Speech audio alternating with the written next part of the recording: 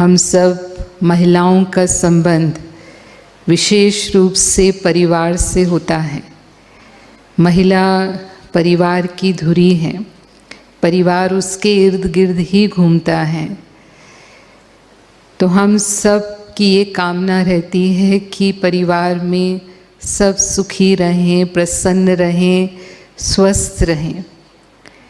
लेकिन फिर भी कई बार ऐसी स्थितियां उत्पन्न हो जाती हैं कि चाहते हुए भी हम अपने परिवार को सुखी नहीं रख पाते।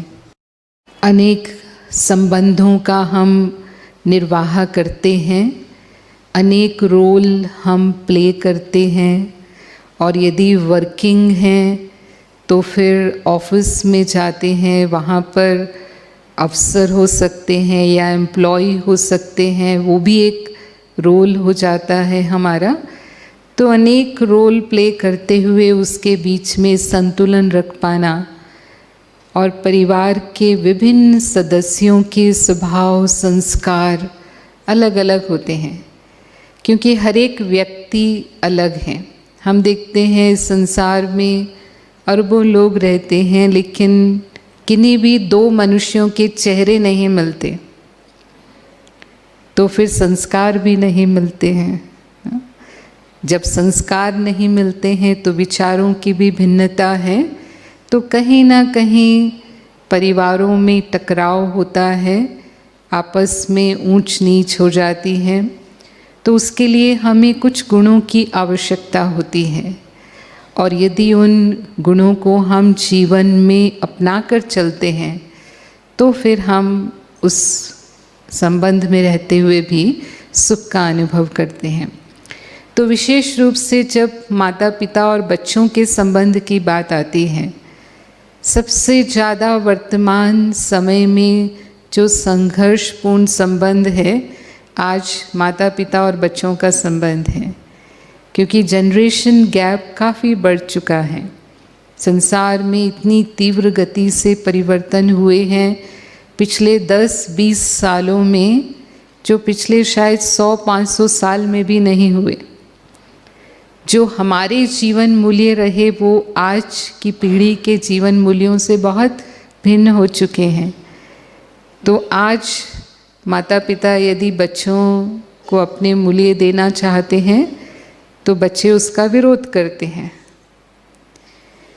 बहुत सारी स्थितियां ऐसी उत्पन्न हो जाती हैं जब माता पिता सोचते हैं हमारे बच्चे हमको समझ नहीं सकते हैं, कहना नहीं मानते हैं, या जो मार्गदर्शन हम इनको देते हैं उसको ये महत्व नहीं देते हैं, अपनी ही तरह से अपना जीवन जीना चाहते हैं, या ज़्यादा समय वो सोशल मीडिया में व्यतीत करते हैं, मोबाइल में मैसेजेस में लगे रहते हैं, इंटरनेट है या अनेक प्रकार के और भी जैसे टेलीविज़न है, जो भी वर्तमान साधन हैं, जो गैजेट्स मिले हुए हैं, उसमें ज़्यादा वो चले जाते हैं।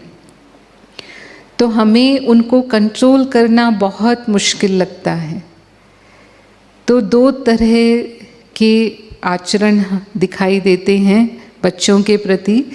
कई माता पिता बहुत सख्त होते हैं और बहुत ज़्यादा नियमों को बच्चों को पालन करने का निर्देश देते हैं। जब बहुत सख्त अनुशासन होता है तो वो डर जाते हैं। बच्चे ज़रूर कोशिश करते हैं कि वो आपकी बात माने, और उसके कारण वो दबे दबे रहते हैं। इससे उनमें हीन भावना आने लगती है, उनका आत्मविश्वास कम हो जाता है। और कुछ माता पिता ऐसे होते हैं जो अपने बच्चों को बहुत स्वतंत्रता देते हैं। ठीक है, इनको जैसा जीवन जीना है, इनको अपना जीवन जीने का अधिकार है। बहुत लाड प्यार देते हैं बच्चों को, बहुत प्रेम देते हैं। उसका कारण होता है कि वो खुद बहुत व्यस्त रहते हैं और उनके पास बच्चों के लिए समय ही नहीं होता है। तो सोचते हैं कि बच्चे इनमें लगे रहेंगे तो वो माँ बाप को याद नहीं करेंगे या माँ बाप की कमी को वो महसूस नहीं करेंगे। तो जो बच्चे चाहते हैं, क्योंकि धन की तो कमी नहीं है, दोनों ही माता पिता कमा रहे हैं, तो जो साधन बच्चों को चाहिए वो सब बहुत प्रेम से, खुशी से उनको लेकर के देते हैं। बस एक ही चीज़ की कमी होती है कि समय नहीं है, उनको बच्चों के लिए समय नहीं है। तो ऐसे बच्चे भी निरंकुश हो जाते हैं और फिर पता चलता है कि एक आयु के बाद आपका उन पर बिल्कुल नियंत्रण नहीं है, आप प्रेम नहीं दे पाए बच्चों को उतना, तो फिर वो दूसरी जगह प्रेम ढूंढने लगते हैं और कई बार वो भटक जाते हैं, कई बार व्यसनों में भी लिप्त हो जाते हैं, गलत कदम उठा लेते हैं अपने जीवन में, गलत संग में पड़ जाते हैं। और जब तक हमें होश आता है तब तक बात काफ़ी आगे निकल चुकी होती है और फिर पछताने के सिवाय हमारे पास और कुछ नहीं रहता है।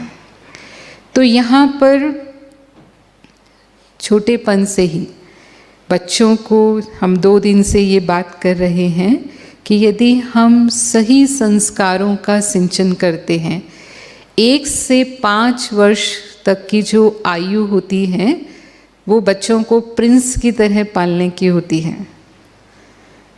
आप भरपूर उनको प्यार दीजिए, जो भी आप उनकी परवरिश में बहुत ही अच्छी तरह से जो भी कर सकते हैं वो करिए। लेकिन 5 से 15 साल की जो उम्र होती है वो संस्कारों को देने की होती है, संस्कारों के बीज बोने की होती है। और उस समय जो आप बच्चों को सिखाते हैं वो जीवन पर्यंत उनके साथ रहता है। और फिर 15 साल की उम्र के बाद आप उनके दोस्त बन जाइए।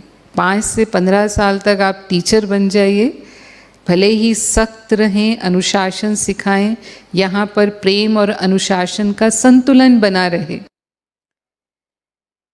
अनुशासन सिखाना भी ज़रूरी है। कभी कभी हमें, जैसे हम पतंग उड़ाते हैं तो पतंग को हमें खींचना पड़ता है और कभी कभी हमें उसे ढील देनी पड़ती है। तो जहाँ खींचना है यानी नियम सिखाना है, उसमें कभी हमें सख्त भी होना पड़ता है, तो भले हम सख्त हो जाएं। और कहीं कहीं हमें ढीला भी छोड़ना पड़ता है, कभी कभी उनको हमें आज़ादी भी देनी पड़ती है। तो वो हम स्थिति में परखें और निर्णय लें। सही निर्णय हम लेंगे तो उनके सही व्यक्तित्व का विकास होगा, जैसा हम व्यक्तित्व चाहते हैं। नहीं तो कई बार ऐसा होता है कि हम देख रहे हैं कि बच्चे हमारी बात नहीं मान रहे हैं, तो हम गुस्से में आकर के, हमारा अपने ऊपर ही कंट्रोल नहीं होता है, तो हम ऐसे ऐसे शब्द बोलने लग जाते हैं बच्चों के प्रति जो हमें नहीं कहने चाहिए। मूर्ख है, पागल है, गधा है, ये तो कभी नहीं सुधरेगा, जो भी उस समय गुस्से में, क्योंकि कई बार गुस्से में इंसान को खुद ही समझ में नहीं आता कि वो क्या बोल रहा है। और यदि हमने कई बार ऐसे शब्द कह दिए तो बच्चे अपरिपक्व होते हैं और कुछ बच्चे बहुत इमोशनल होते हैं। वो आपके उन शब्दों को वैसे का वैसा ही स्वीकार कर लेते हैं जैसा हम उनको कह रहे होते हैं, और फिर वही उनके जीवन में असफलता का कारण बनने लगता है, क्योंकि उनका सेल्फ एस्टीम कम हो जाता है। वैसे सोचते हैं कि मेरे माता पिता मेरे बारे में ऐसा सोचते हैं। वो ज़रूर किताब उठा के पढ़ते हैं आपके डांटने से या आपके कहने से, लेकिन वो सचमुच पढ़ नहीं रहे होते। उनके मन में वही चलता रहता है जो माँ ने गुस्से में कहा या जो पिता ने गुस्से में कहा। तो ज़रूर हमें जो उन्हें सिखाना है सिखाएं, लेकिन कई बार हमें भी धैर्य रखना होता है। हो सकता है जो हम उन्हें समझाना चाह रहे हैं उनको एक बार में समझ में नहीं आती बात, तो आपको 2 बार कहना पड़ सकता है, आपको 3 बार कहना पड़ सकता है, उससे भी ज़्यादा बार कहना पड़ सकता है। लेकिन हमेशा उनको प्यार से समझाएं, उनको ऐसा क्यों करना चाहिए, क्यों नहीं करना चाहिए। अगर बच्चे सोशल मीडिया में बहुत ज़्यादा हैं तो कहीं ना कहीं हम भी सोशल मीडिया में होते हैं। वो देखते हैं मेरी माँ टेलीविज़न देख रही है, मेरी माँ फेसबुक पर है, या मेरी माता जी जो हैं वो व्हाट्सएप चेक करती रहती हैं, और अगर मैंने भी किया तो क्या गलत किया। तो जो चीज़ हम नहीं छोड़ सकते वो हम बच्चों से छोड़ने की अपेक्षा करते हैं ना। आज का तो समय ही वो है, हम पीछे तो अब नहीं जा सकते हैं। जहाँ तक ज़माना आ चुका है हमें ज़माने के साथ ही चलना है। तो बच्चे भी ज़माने के साथ ही चलेंगे लेकिन हाँ, हमारा फ़र्ज़ क्या है कि हम उनको डूज़ और डोंट्स ज़रूर समझा दें कि अगर आप किसी भी चीज़ की अति बुरी होती है, इसलिए कहते हैं अति सर्वत्र वर्जित, तो ज़रूर उनको सावधानी हमें देनी है। और वो उस सावधानी को यदि आप सही तरीके से देंगे तो अवश्य पालन करेंगे, क्योंकि वो भी समझदार इंसान है, उनको भी पता है मेरा भला किस में है और बुरा किस में है। लेकिन कई बार हम इतने भयभीत होते हैं कि हमारा अपना भय हम बच्चों के ऊपर निकालते हैं और फिर उनको सही मार्गदर्शन हम नहीं कर पाते हैं।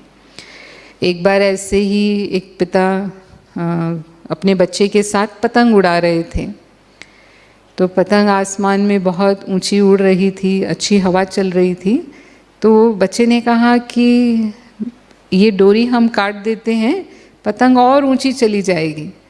तो पिता ने उसको समझाने की कोशिश की, नहीं बेटा, ये पतंग नीचे आ जाएगी, ये डोरी से ही उड़ रही है। तो उसको बच्चा छोटा था, उसको समझ में नहीं आया। तो उसने कहा कि पिताजी डोरी काट देते हैं और ऊंची जाएगी। तो पिता ने उसको समझाने के लिए डोरी काट दी बच्चे की बात मान के, और वो तो वैसा ही हुआ कि पतंग ऊपर जाने की बजाय धीरे धीरे नीचे आकर के गिर गई। तो वास्तव में उठ कैसे रही थी वो पतंग? डोरी से उठ रही थी। जो लग रहा था कि उसको ऊंचा जाने से रोक रही है, वास्तव में वही उसको ऊंचा उठा रही थी।